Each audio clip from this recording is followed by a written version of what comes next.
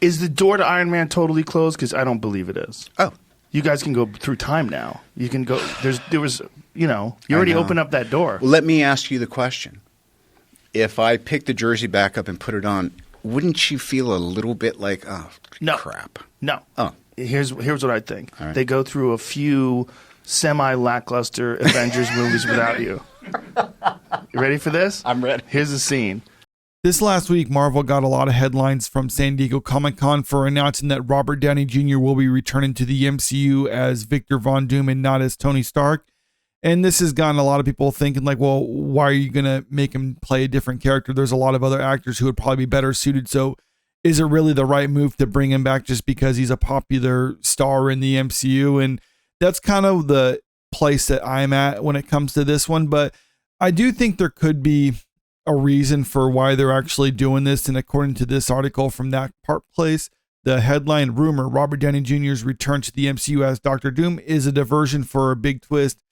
And I think this would kind of make sense too, because if you were just to have Robert Downey Jr. play, I don't know, maybe an evil variant of Tony Stark from a different timeline, and that's who Dr. Doom is, well, then that's essentially just kind of a what if story. And I don't think we really want to see a what if story, or at least I personally wouldn't want to see a what if story in the MCU. I would have rather seen a proper Dr. Doom, even though I do agree with the choice to have Dr. Doom be a main villain kind of at this point moving forward, probably Dr. Doom, Galactus sort of thing. But having Robert Downey Jr. coming back in this type of role, it just feels wrong, and not because they had such a good send off for him, but I just don't like the idea that they're going to be recast or I'm not saying recasting, but having him play a dual role within the MCU when he's pretty much been the face of the MCU for like 10 years and he had his send off and now they're just going to bring him right back because the movies aren't doing well, I don't think is necessarily the right move. But in this article, they're saying that might not actually be the case too, because listen to what they have to say here. Following this announcement, Scooper WDW Pro shared that this announcement is a diversion.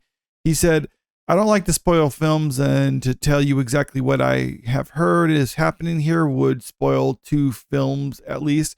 So here's what I will say. If you wanted to have Robert Downey Jr. come back for the Avengers, and if you wanted what he's really doing to be a surprise, then you would need a diversion. You would need a misdirection, something like having him come out as Dr. Doom and announcing that he's playing Dr. Doom at the San Diego Comic-Con.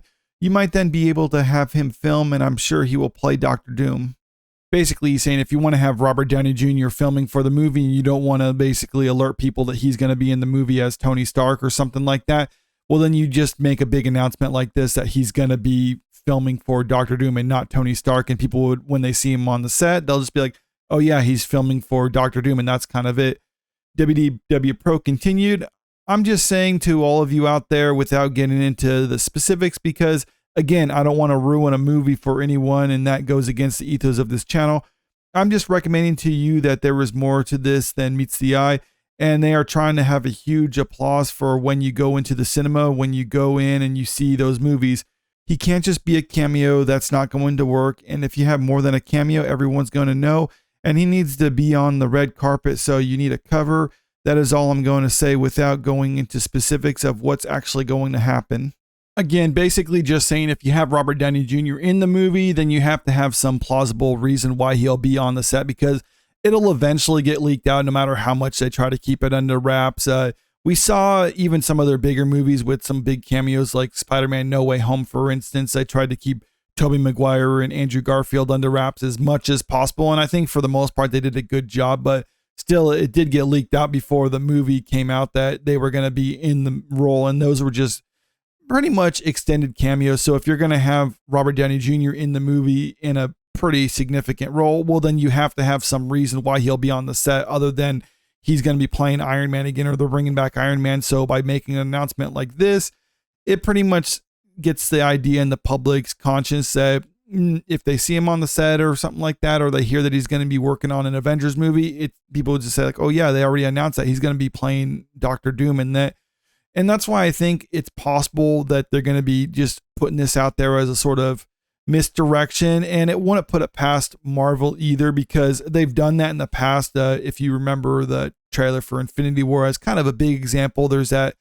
shot at the end of the trailer with the whole team running towards the camera. You got the Hulk there who wasn't actually present at the Battle of Wakanda. I mean, Bruce Banner was there, but he was never in Hulk form. He was just in the Hulkbuster armor, which is fine for that.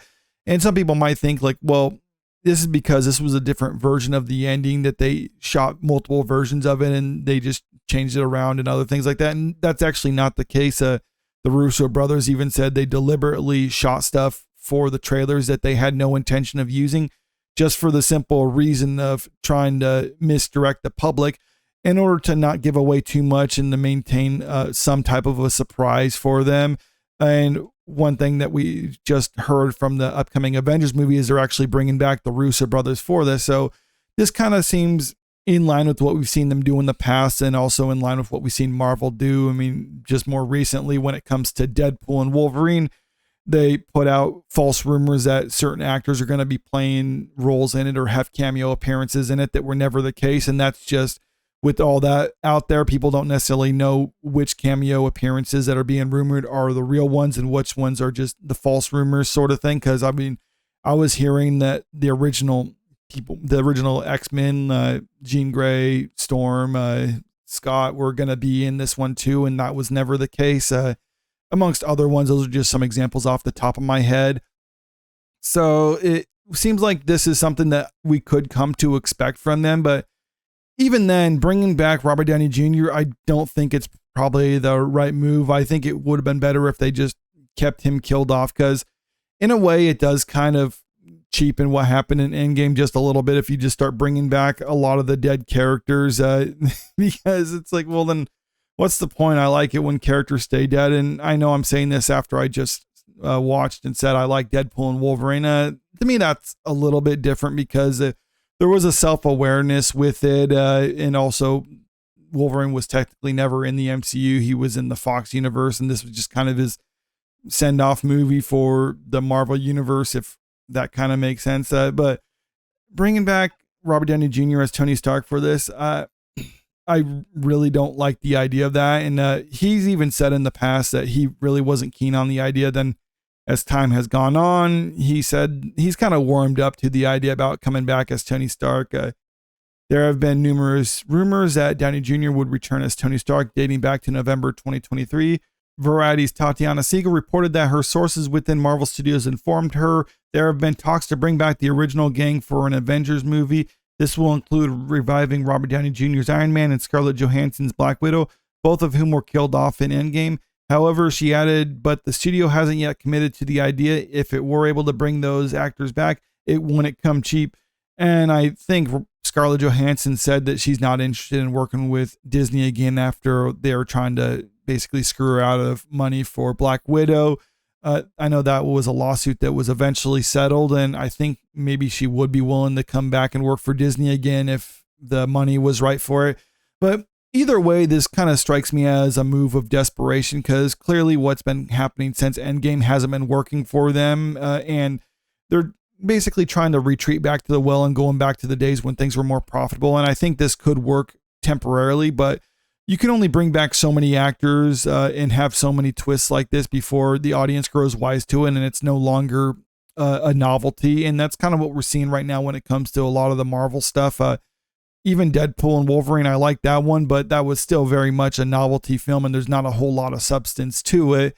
And making a move like this, it just kind of strikes me as gimmicky and desperate on their part, and not necessarily a move that will be profitable for Disney in the long term. Like if they did a movie like this, I can see the movie actually being successful, having Robert Downey Jr. back. But then after that, then what? They're going to have to continue on with the MCU, and they can't make him do it forever, or they can't afford to have him do it forever like that. So they need to do something else. And if this is just going to be kind of a temporary reprieve for them until they can actually figure out what to do moving forward, then fine. But if this is going to be their plan of actions moving forward to try to have gimmicks and twists and bringing back actors in order to try to make movies that are successful, then I think the MCU is pretty much dead at that point. But let me know what you think about all this in the comment section below. And also, if you haven't already, make sure you click that subscribe button if you want to stay up to date with the latest in entertainment news. And if you don't mind, click that like button and share the video out there with your friends, because it really helps out with the channel. Thank you.